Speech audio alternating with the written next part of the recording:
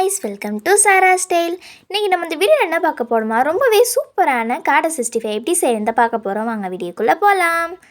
First ஒரு பாத்திரத்துல தேவையான இஞ்சி பூண்டு பேஸ்ட் ஆட் பண்ணிடலாம். அது கூடவே சோம்பு, பெப்பர், ஜீரகம் சேர்த்து நல்லா அரைச்சு எடுத்துக்கங்க. கொஞ்சமா டர்மரிக் பவுடர் ஆட் பண்ணிக்கலாம்.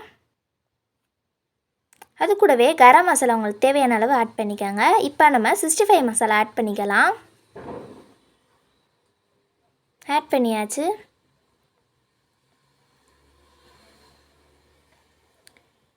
இப்போ நம்ம உப்பு ஆட் பண்ணிக்கலாம். உங்களுக்கு தேவையான அளவு ஆட் பண்ணிக்கங்க. ஆட் பண்ணிவிட்டு அதோட கிறிஸ்பினஸ்க்காக கொஞ்சமாக கார்ன்ஃப்ளவர் மாவு ஆட் பண்ணிக்கோங்க. இப்போது தனி மிளகாய்த்தூள் ஆட் பண்ணிக்கோங்க. லாஸ்ட்டாக கொஞ்சமாக லைம் ஜூஸ் ஆட் பண்ணிவிட்டு நல்லா மிக்ஸ் பண்ணிக்கலாம். 2 டேபிள் ஸ்பூன் ஆயில் ஆட் பண்ணிக்கோங்க.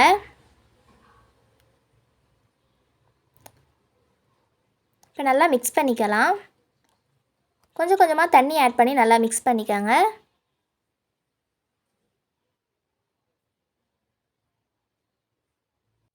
இப்போ இதை நம்ம நல்லா மிக்ஸ் பண்ணியாச்சு.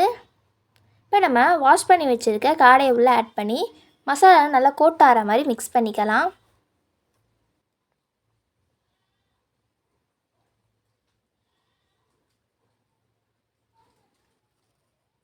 நல்லா கோட் ஆகிற மாதிரி நல்லா மிக்ஸ் பண்ணிக்கோங்க. இப்போ இதை நம்ம ஒரு 1/2 அன் ஹவர் அப்படியே விட்டுடலாம், மேரினேட் ஆகட்டும். இப்போ ஒரு கடாயில் ஆயிலை ஹீட் பண்ணி இல்லை நம்ம மேரினேட் பண்ணி வச்சுருக்க காடையெல்லாம் உள்ளே ஆட் பண்ணிடலாம்.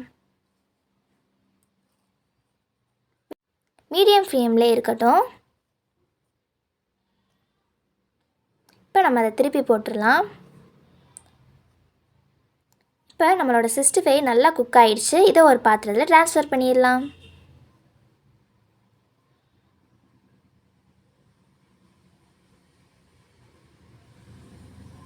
இப்போ அடுத்த பாஜியும் உள்ளே ஆட் பண்ணிக்கலாம்.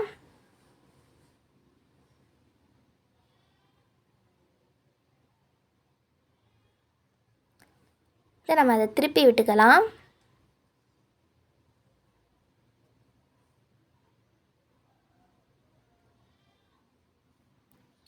இப்போது இதுவும் நல்லா குக் ஆகிடுச்சு.